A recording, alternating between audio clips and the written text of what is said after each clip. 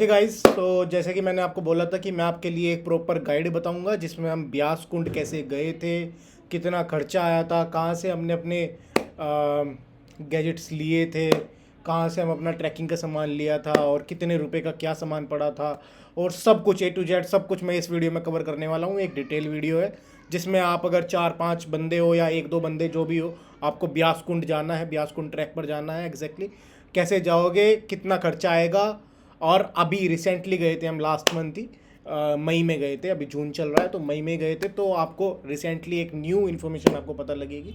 और मेरे पास multiple comments भी आए हुए हैं, जैसे कि मैं आपको दिखा देता हूँ। मल्टीपल कमेंट्स मेरे पास कहाँ गया, ये ब्यास कुंड वाली जो वीडियो है इसमें ये देखो, ये बंदे ने पूछ रखा है कि आपने टेंट कहाँ से लिया, बाकी गियर्स कहाँ से लिए।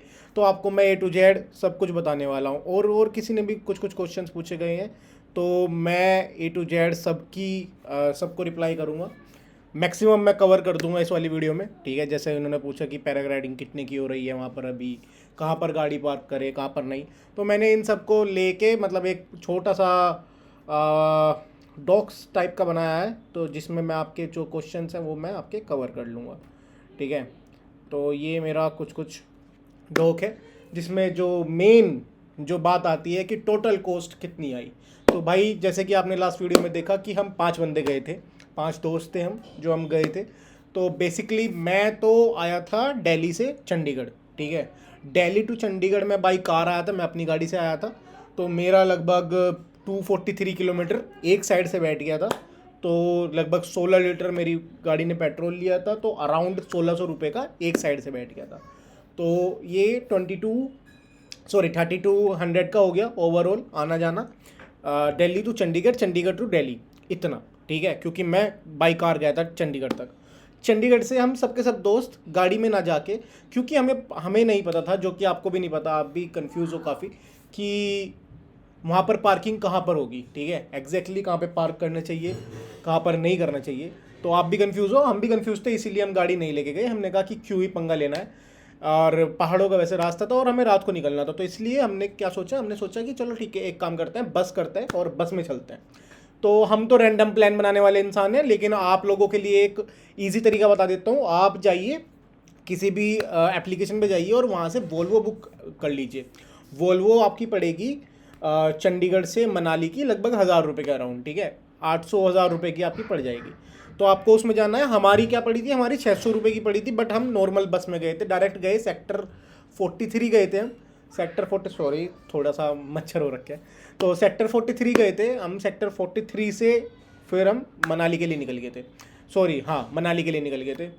हमें लगे थे लगभग 7-8 घंटे लगे थे, ठीक है। तो 600 रुपये उसके लगे थे मेरे, और कितने हो गए, 1600 इसके लगे थे। तो 1600 और 600 हो गया आपके 2200। और मेरा क्या खर्चा हुआ था। फिर इसके बाद हमने गियर्स लिए थे। तो गियर्स कितने के लिए थे और क्या क्या करना था, क्या क्या नहीं, गियर्स के बारे में मैं आपको प्रॉपर डिटेल बताऊंगा। मेरे पास उसका फ़ोटो भी है, जब हमने गियर्स लिए थे, किस दुकान पे से लिए थे, उस दुकान वाले में जब उसने दिए थे तब मैंने फ़ोटो क्लिक किया था, जो जो जितने जितने का था मैं आपको वो भी दिखाऊंगा, ठीक है। तो अभी हम ज़रा क्वेश्चंस पे चले जाते हैं एक बार। तो ओवरऑल कितना खर्चा आया, देखो ओवरऑल सच बताऊँ मेरा लगभग 7-8 हज़ार का आया। अगर मैं अपनी गाड़ी ना लेके जाता तो सस्ता पड़ता मेरे को काफ़ी, बट वो 3000 रुपये एक्स्ट्रा पड़ गया। लगभग 5000 रुपये का एक बंदे का खर्चा ओवरऑल, ठीक है। एक रफ आइडिया देता हूँ, आया था हमारे 5 बंदों के ट्रिप में, जिसमें हम अच्छा से सब कुछ एक्सप्लोर किया था हमने। बाद में मनाली भी रुके थे, फिर बाद में मनाली भी एक्सप्लोर किया था, आपने व्लॉग्स देखे ही होंगे। ओके, सो अगर आप अपनी गाड़ी से जाते हो तो फ्यूल लग जाएगा आपका 6 से 8 हज़ार रुपये का। और पार्किंग, हाँ पार्किंग वाली बात मैंने नीचे पूछ रखी है, तो पार्किंग लग जाएगी 300 से 600 रुपये। मनाली में स्टे करने का, हमारा स्टे करने का काफ़ी सस्ता पड़ा था, हमारा पड़ा था लगभग 1000 रुपये, हज़ार नहीं, 500 या 600 रुपये का हमने डॉम लिया था। हाँ 500-600 रुपये का डॉम पड़ा था एक, और वो एकदम माल रोड के पास में ही था। तो मैं आपको उसका भी स्क्रीनशॉट यहाँ पे डाल दूंगा, तो आप उसमें देख लेना कि ये वाला डॉम था। और सस्ता पड़ा था, अच्छा पड़ा था, मज़ा आया था यार, काफ़ी अच्छी जगह थी, क्योंकि हमें बस सिर्फ रात को सोना था और कुछ नहीं। और खाना पीना हमारा पड़ गया था मतलब 2-3 हज़ार रुपये का। तो ओवरऑल लगभग इतने का खर्चा आया, ठीक है। अब आता है क्वेश्चन कि ट्रैक कहाँ से स्टार्ट करें। ट्रैक भाई हमने जो ट्रैक करा था मनाली से, हमने किया था कैब। मनाली तक हम बस में गए, बस में जाने के बाद हमने वहाँ से कैब करा, कैब करके वहाँ से लेके धुंधी धुंधी करके एक जगह है, वहाँ तक हमने कैब करा था। हमारा कैब का खर्चा पड़ा था 1500 रुपये। 1500 रुपये में वहाँ से वहाँ तक हमें वो लेके गया था 5 बंदों को। और धुंधी से आपका ट्रैक स्टार्ट होता है, ठीक है, धुंधी से स्टार्ट हो जाता है। मैं यहाँ पे एक वीडियो भी डाल दूंगा, वैसे मेरे पास है, जहाँ से हमने ट्रैक स्टार्ट किया था। आपको पता भी है व्लॉग में, जहाँ से स्टार्टिंग में हम चले थे वही धुंधी है, उस जगह को धुंधी बोलते हैं। और वहाँ से ट्रैक स्टार्ट होता है। वहाँ से ट्रैक स्टार्ट करने के बाद आपको लगभग 5 से 6 किलोमीटर बाद, हालांकि रास्ते में बहुत जगह लोग कैंप करते हैं, कहीं भी कैंप लगा लो जहाँ भी आपको पानी, क्योंकि वहाँ पे नदी जा रही है बीच में एक पानी की, तो थोड़ी सी नदी के पास मत लगा के थोड़ी सी अलग हट के लगाना, क्योंकि नदी के पास जानवर वानवर भी आते हैं पानी वानी पीने के लिए, तो उसके नदी के पास मत लगाना, थोड़ा सा हट के लगाओगे तो बेटर रहेगा।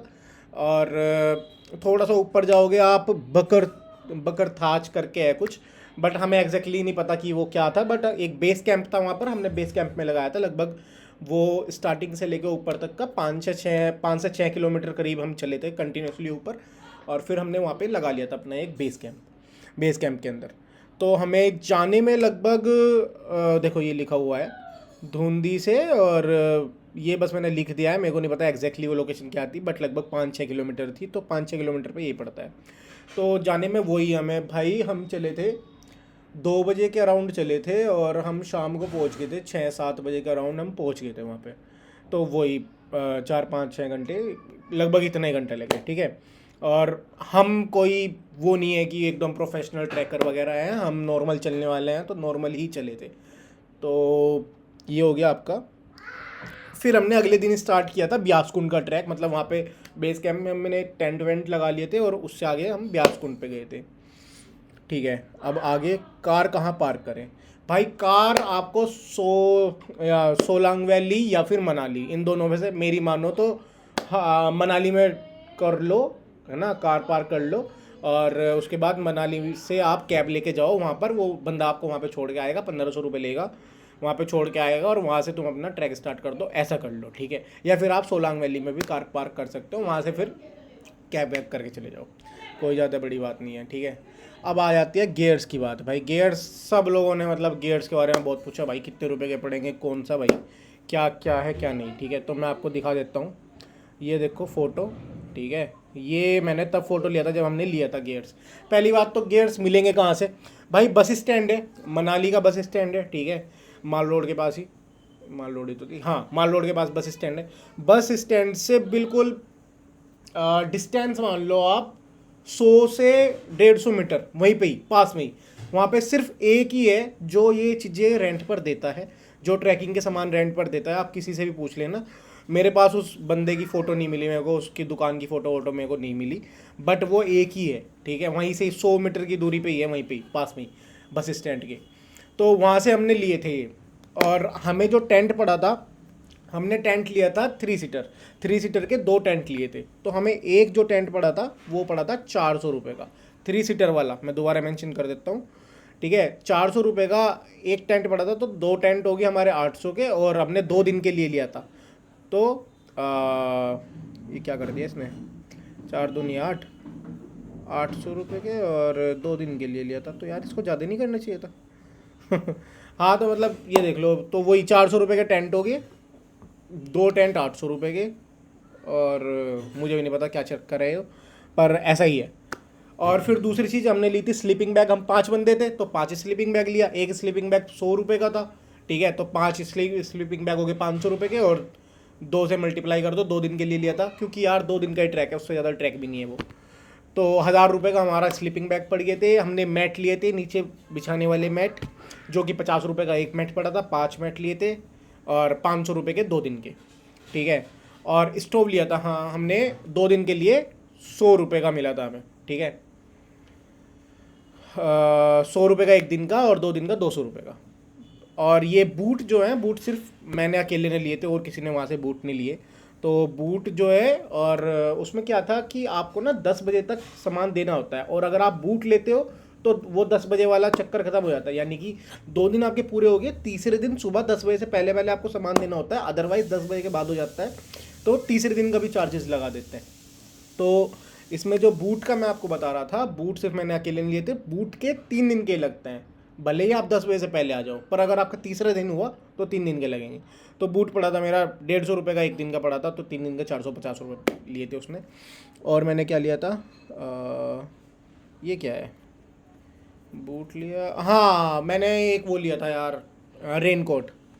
मैंने रेनकोट लिया था एक, और वो मेरे को 50 रुपये का एक एक दिन का पड़ा था, और 3 दिन का वो ओवरऑल 5 से 15 150 रुपये का पड़ गया था, ठीक है। तो ओवरऑल हम उसे 3100 रुपये दे के आए थे, ना हमने कोई सिक्योरिटी दी सॉरी, ना हमने उसे कोई सिक्योरिटी दी, ना उसने कोई सिक्योरिटी मांगी, और भाई कुछ नहीं मांगा उस बंदे ने ना, समझ रहे हो ना आप बात को। तो मैं देख लेता हूँ, इतना हमें हमारा पड़ा था 3100 रुपये 2 दिन के सामान का, 5 बंदों में। 3100 में भी टू बी ऑनेस्ट वो कम था, क्योंकि जो बाकी के लोगों का था ना, अगर आप बूट और रेनकोट नहीं लेते हो, मैं तो भूल गया था यार, रेनकोट भी भूल गया था, हालांकि कोई बारिश नहीं आई, कुछ नहीं आया, बट अगर आप ये नहीं लेते हो तो आपका थोड़ा और कम पड़ेगा। पर आप ऑन एवरेज 3,000 रुपये मान के चलो, ठीक है। 3,000 रुपये आप 5 बंदों का पड़ जाएगा, सारा सामान आ जाएगा उसमें। और इसके अलावा हमने खाने पीने की चीज़ें ली थी, जैसे हमने लिया था प्याज ली, टमाटर लिया, मैगी के 10 पैकेट ले लिए थे हमने, थोड़े चावल ले लिए थे आधी किलो, और एक लाइटर ज़रूर लेके जाना भाई, लाइटर बहुत ज़रूरी है। और उसके बाद और क्या लिया था हमने, हाँ मतलब इतना ही, यही लिया था, ठीक है। तो ये पड़ गया था हमें। और कैंप कहाँ किया था, कैंप भाई हमने वहीं पे ही, मतलब 5 किलोमीटर ऊपर जाके, नदी के थोड़ी सी दूर, हमेशा लगाना याद से, थोड़ी पास मत लगाना, बिल्कुल थोड़ी सी दूर लगा लेना, और बस ठीक है, वहीं पे कैंप करो। बिगिनर कर सकते हैं क्या भाई, बिगिनर की तो बात ऐसी है कि टू बी ऑनेस्ट मैंने इसके अलावा भी काफ़ी सारे वो करे हुए हैं, ठीक है। तो भाई टू बी ऑनेस्ट मतलब मैंने आपसे पहले भी काफ़ी सारे ट्रैक करे हुए हैं, खीरगंगा ट्रैक मैंने करा हुआ है, ब्यासकुंड तो मैं कर ही रहा हूँ, मतलब इससे पहले मैंने कहाँ किया था, और भी यार बहुत सारी कहते हैं, मेरे को एग्जैक्टली नाम याद नहीं है, ठीक है। तो इधर हिमाचल में धर्मशाला से आगे जो उनका ट्रैक है, कसोल से ऊपर जो ट्रैक है, मैंने ये सब कर रखे हैं, ठीक है।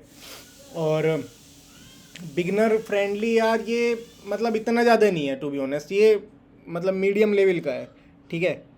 तो अगर आप बिगनर हो तो ट्राई करो कि पहले छोटे मोटे ट्रैक कर लो, खीरगंगा कर लो यार, अच्छा है खीरगंगा ट्रैक भी, तो फिर उसके बाद चले जाओ। अदरवाइज मतलब ठीक है, काम चल सकता है, आप सिर्फ लड़के लड़के हो तो आप जा सकते हो इसलिए, एज सच इतना कोई हार्ड नहीं है, कुछ 7-8 कितने किलोमीटर का है, लगभग 16 किलोमीटर के अराउंड का होगा ये आना जाना, ठीक है।